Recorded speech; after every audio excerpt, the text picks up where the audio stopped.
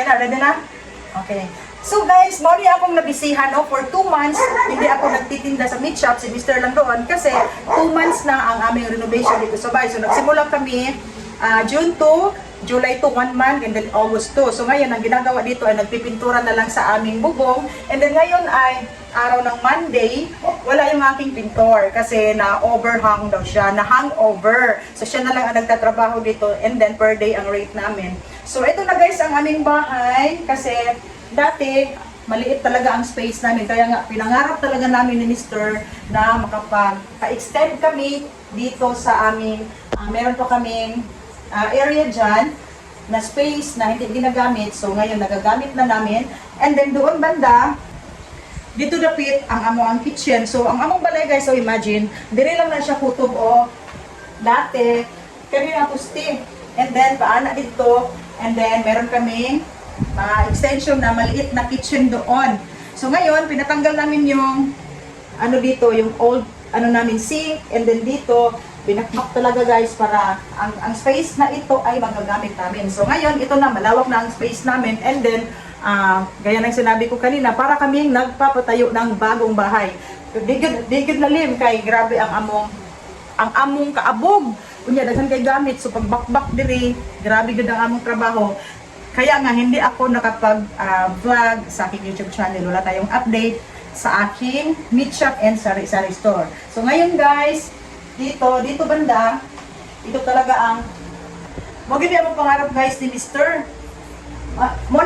Ito ang masasabi ko, pwede mo masumpa. Ito ang masasabi ko na pinaka-achievement namin ng aking Mr. ang makapagpapatapos ng 4 na anak namin. So, doon rin kami. So, ito guys, ang 4 na anak namin, naitaguyod namin ang kanilang pag-aaral, and then, napakamahal ng kurso nila guys, no? And then, saan namin ito kinukuha?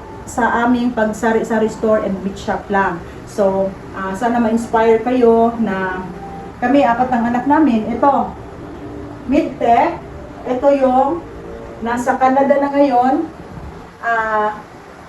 Siya ang pinaka lang guys, pinaka-simpleng kurso lang meron siya dahil international studies, major in Japanese language. Dito siya nag-aaral sa Nikki Jinkai, and then nag-student visa sa Canada, nag-aaral ng 2 years. So ito ang diploma niya, nag-aaral siya doon for 2 years sa Canada. Hindi na may sabit doon, so dito na lang siya sa baba. Okay. And then dalawang nursing student. Ito yung aking bunso, kagagraduate lang noong June 29. So very thankful talaga kami ni Mr. guys kasi naitaguyod namin ang pag-aaral ng 4 na anak namin na ang mamahal ng kurso. At alam nyo, hindi biro dili jud lalim na magpa-eskwela ka o college, no, na wala kay sponsor, kami lang ni Mr. So kailangan pumayod talaga. And then dito banda guys, meron akong table console. So, ito lang muna ang aking nilagay ng mga pictures kasi wala pa kaming family pictures. Gusto ko kompleto kami pagdating ng aking anak, magbabakasyon siya, hopefully December, kompleto kami, kami, family pictures. At ito ay dalawa na ang anak namin dito, nagpapa-studio kami ng aking Mr. And then, ito yung altar namin, pero hindi pa ito siya guys final kasi doon rin pa kay wala akong microphone, hinay akong tingog. Ito guys ay temporary lang muna, pero ito talaga ang space kung saan dito namin nilalagay ang aming altar kasi pag sa isang bahay as a Roman Catholic, kailangan yung altar mo, pagpasok doon sa entranceway ng bahay mo, makikita ka agad na meron kang crucifix at mga sacred images. And then, hindi natin hahaluan ng mga ibang mga display para maging holy siya dito, banda sa altar natin, at may pakita natin ang ating malaking respeto at pagpapasalamat sa ating Panginoon. Okay? So, dito naman, ito yung dining area namin na malawak na siya kasi doon dati lang kami dyan. So, ito guys, pinapangarap namin ni Mr. Ito, na magkakaroon kami ng malaking last supper talaga. And then for 33 years na kaming nag-asawa, ngayon lang taon gyud may nakapalit ani guys. Karon lang gyud may nakabutang og dako tungod kay dako man ang among space, nya dining area namin nga gusto gyud nako makatuyok mi ba? Makatuyok mi nga dili hugot. Kaysa una dito mi, pag may maglingkod dito, pag may nakaupo dito, tapos may dumadaan, kailangan mo pa muirog. Kailangan pa ka muirog para magkaagi diri sa among pagulong sa kitchen namo sa una. So karon very spacious. Happy kay mi guys, sinister ka nang gusto lang ako i-share sa inyo kay kanitanan ikuha man namo ni katas ng sari-sari store and meat shop. So kung wala may meat shop, sari-sari store lang pod, kulangon jud among budget. Pero dili man ni siya guys, dili man ni siya isa lang namo ka isa lang namo ka budgetan, kun dili nag-loan pod mi kay dili man ta maka-project no, hindi tayo makapag magkaroon ng project pag hindi tayo mag-loan. And then tapos na ang apat na mga anak namin, ito naman ang bahay namin ang inaayos namin. Okay, dahil magtanda na kami, I am 53 this year and si Mr. ay senior na, so ito na yung parang ancestral house and at the same time retirement home namin ni Mr. Okay, so dito banda kasi pangarap ko rin guys na magkaroon na mini bar counter. So nanatay bar counter dili. So kani si Mr. lang ng taon ani. DIY na lang ni siya, pero kani diri banda kana ang nag-install sa ako ang cabinet. So wala pa man miway, isa lang gid taon ni ka club si LBB. So butangan sa nako ni sa akong pinaka tanaw pa daw diri pa. Pinaka cute guys. Oh, amot og pila lang ka house ang naay inani na wall clock. Oh. Na may sa kong panday ani kay ang amo daw wall clock kay plato. So mo ni siya ganahan kay ko. And then kabalo mo pila na palit lang nako ani guys. Kani 80 pesos lang ni sa Japan Surplus. Pero kung paliton nimo ni murag dili ka pakita ni sa mall. Sa Japan Surplus ako isa na paling wala man koy wine. So diri sa ani siya kay magpa-sponsor pa mi sa mga anak kong wine. Kay gusto man ni Mr. mga GNB, mga Black Label, yung mahalon man to. So kana lang usa. Nya si RPP lang usa ko ibutang diri at least na nya gibutang-butangan lang ako tog ceramic dito tapos kami kay bar counter man na kay abridor. So mo ni akong abridor very cute. Tapos na ako yung mga daghan ikong tambal diri lang ako butang. And then kani siya guys, intended gid na ako ni sa bar pantry. Nya ingon ang panday unsa man ni ma'am kana na i-cover ko? No, wala i-cover. Kaya di na ako makita akong stock. So, open lang ni siya. O niya, kaning akong microwave, supposed to be, dili na siya. Dili na siya. Dapit, taasan man ko, niya, basig mag-init mi og sabaw, maya, mapasok mi. So, gibalin ako siya dili, kaya doon lang po siya sa saksakan. So, diha, wala pa man ko ka-grocery. So, ana lang sa ako mga, mga pagtaon-taon. Ana lang usa. And then, guys, meron din ako, counter island. So, pag kami magluto, di ba po kumuluto, ang ako mga anak, akong husband, sila may magluto. So, diri mi. Dito din siya, no? Napakaganda ka. Medyo may space ang bahay ninyo. Magpapagawa tayo ng counter island. Kasi dito tayo mag-prepare. Pag magluto tayo dito, hindi siya doon. Hindi maghugot. Dili hugot dito sa ato ang kitchen. So, diri ipatong niya. Diri pa may mga on. So, ang akong dining diha ka ng, na siya, free na siya ba nga, dili na daghang gipuso na lang diri banda. So, limpyo dito banda tan-awon. Okay. So, dinhi, mga cabinet. Nyamin nyo guys, no? For the first time na may range phone. For the first time yan guys. Tapos, ang aking mga collection. Klaro ba pang? Na ako'y, gamay rin gini guys, isa rin gini kabog, pwede man yung mahala. Pwede man yung mahala guys, 1-2 man ang spare, 1-2. Isa rin akong ipalit, oy. Tapos, mga teacups, kay hilig man milimister, o kadakaroon nag-timi, dara mong ginom, Dara mong ginom guys, turmeric, ginger, lemongrass tea. So, first time po ko nakapalit, kaya among ginom, turmeric lang man. Yung na siya lemongrass. Ano ginom na mo, Hilig mi, Hilig man milimister, kasi nabot man mi. Hindi man para sa uban guys, bana. Yung ibang mga mister, ayaw nila ng bibili ng mga kitchenware ang kanilang misis, pero kaming dalawa ni Mr. ay nagkakasundo talaga kami pag gamit sa bahay. Okay, so ito, binili ko sa online. Napakaganda ng mga canisters na ito. Galing ng Laguna. Lahat ng aking mga collection, hindi ito mapipili sa mall. Galing ito sa mga online shops. Ito guys, ito lahat. And then meron pa akong mga mugs dito na pang Christmas. So, hindi ko pa na-display. Hindi ko pa naayos lahat. So, gusto ko dito, walang mga gamit. So, ililigpit lahat ito. So, dito meron na ako mga soup bowl dito. Tapos, ito, wala pang laman. Wala pang laman ang mga ano natin dito. Wala pa. So, meron pa akong gamit dyan. And then, dito yung ating mga spoon, mga cutlery. Mga cutlery. Kita dire? Magkita diha? Mga cutlery. So, for the first time guys, nakapamagay mo na ani. Tapos ka ni. Diri. Oh, natay pull out tray. So, diri ang among mga ano guys, pang daily use na to, na mga dinner plate, unya, mga mangkok. Tapos diri sa baba, napa na siya isulod. Ayan. Napa isulod na guys. And then here, mo ni among sudlanan sa mga kaldero. Tapos diri mga tools ni Mister, pero ibalhin pa na ako na yung mga tools. Ako na siyang gamiton, yung mga tools niya. Okay, so mo lang to siya guys, ang akong ang rason nga nung yan ang rason bakit ito guys, sponsor ng mga anak ko ito. Yan ang rason kung bakit 2 months na akong walang upload. And then alam nyo guys, ang aking sari-sari store doon, kaunti na lang ang laman. Kasi ang ating tindahan ay ano lang guys, ang binibenta ni Mr. doon kaning mingo man siya nga kaning bahala na daghang kulang na stocks sa groceries.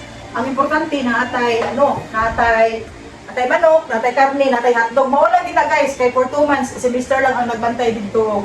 Ang anak. Kaya dili man jud na ko biyaan din ni ang ako mga panday. Kaya pag sugod na ko diri no, nung nag-umpisa pa kami, merong araw na 9 kabuok ang panday. Merong araw na 6 and then 5. So, noong malapit nang matapos, 3, 4 sila dito. So, hindi pwedeng iiwanan ko kasi hindi natin mababantayan ang trabaho ng ating mga panday. Okay? So, lalong-lalo na sa finishing touches. So, kailangan talaga bantayan mo ang trabaho ng mga panday kasi yung gusto mong mangyayari sa bahay mo, kailangan yun ang masunod. Hindi yung gusto ng ating mga panday, karpintero, ang masusunod. Kasi tayo ang may-ari, tayo ang gumagamit, at tayo ang nakatira dito sa bahay. So, kailangan yung design, yung style natin ay yun talaga ang masusunod. Hindi yung idea ng mga karpintero natin. Okay, so, dyan talaga ito, na-back job na ito kasi mataas ang aking bar counter. And then, yung aking mga anak, kahit ko lang, so sabi nila, Mama, ang taas ng bar counter mo dahil 114 inches ba? Centimeter. So, pinababa ko, ginawa kong 100 centimeter. Kasi yung 110, and then pag finish na, basta nahimo to siyang 114, katuto siyang bar na kanang pang business. Pero pag sa bar counter sa bahay, 100 lang ang ang standard. So, hihimo na ko siya 100, tapos backjob din siya tanan kay diri siya diri man ang iyang wall dapit. So, ang counter stool, pabangga ang diri, taa. Pabangga yung paa namin dyan. Okay, so ano pa bang pinabackjob natin? Ang tiles ko, pinabackjob ko din yan siya. Kasi hindi maganda ang pagka-arrange. Kasi pag marble kasi ay magulo yan ang style niya, ang design niya. So, pinabackjob ko yan siya. So, ganyan yung, pag tayo ay magpapatrabaho, kailangan bantayan talaga natin yung mga, yung mga ginagawa ng karpintero. Dapat ma-instruction na ng mabuti para maintindihan nila kung ano ang gusto mong ipagawa, design and style. So, ganyan. And then dito naman, guys, bagong-bago din ang aming CR. Ang door ng CR namin, ito ay mahogany. And then, mura lang ito, guys. Kasi mura lang yung hardware na binibilhan namin. So, this one is, 1,050.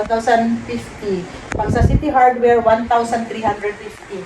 And then, hindi pa ito na-finish kasi binakbak ito nung itaod ni siya. So napa ni siya ikuan pa niyo, tanggalon pa ni siya, di-finish pa ni tapos pinturan niya inani. Wala pa ni siya nahuman. Okay.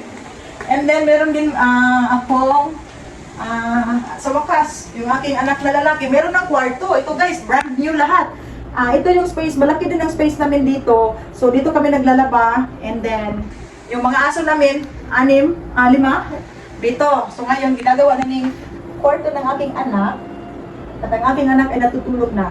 So, hindi na lang natin siya. Malaki yan guys ha. Malaki ang kwarto ng anak ko dyan. Kasi ang aming lot ay 120 square meters. So halos nasakop na, halos na ano na namin. Sa ganito, nalukop na lamo siya, na-occupy or na halos na utilize na namin lahat ang space ng aming bahay. So ang ano na lang, ang walang bubong, yung nasa gilid ng aking sari-sari store dati dyan sa aming terrace. So, yan. At itong ginagamit namin lahat ay PVC wall panel. Yan. PVC wall panel. And then, ang fluted panel lang namin ay ito. Kasi medyo mahal, no? Sa City Hardware, 270. Ito, 270. And then, yung PVC wall panel, 165 lang yan siya. Kaya nga, ito ang ginamit namin dito. Ito, guys. Ito. Oh, so, lahat yan ay PVC wall panel. Itong aming Hope Light. And then, itong aking TV rack ay papalitan pa namin yan siya. Tapos, ito yung aking 40 na binili ko sa TikTok. And then, yung aking street light. Okay, meron tayong street lights. So, kailangan i-off natin yung ating mga ayan. Ay, street lights. Kasi color niya. Tricolor. Ha? May pagka blue orange. Kani siya. Kani siya. So, kani siya. Pero ang paper namin ginagamit ito. Ayan. Tapos, yan, tricolor din yan siya. Tapos, yan, tricolor din yan siya. Okay guys, yun ang ating house tour sa aking bagong na-renovate na bahay. So, gusto ko sanang mag-music, no? Music background.